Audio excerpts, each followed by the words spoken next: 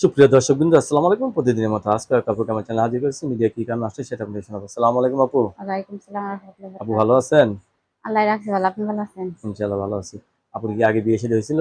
হ্যাঁ, হইছিল। স্বামী আছে নাকি নাই? স্বামী নাই। স্বামী থাকলে কি আর আপনাদের কাছে আসতাম? অনেকবারই তো আসলেন, ভালো মনের মানুষ পান নাই? পাইছি আবার পাইনি দুইটাই। ও, পাইছেন আবার পান নাই, মানে ছেড়ে ছেড়ে চলে যায় না?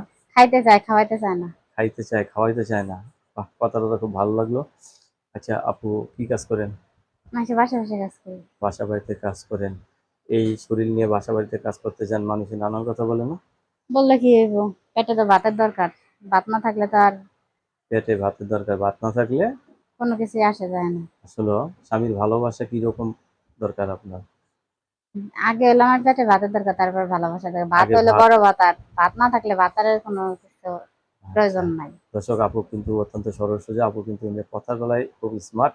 আপুর সাথে কথা বলতে পারবেন। আপু ধন্যবাদ আপনাকে আমার চ্যানেলের সময় দেওয়ার জন্য।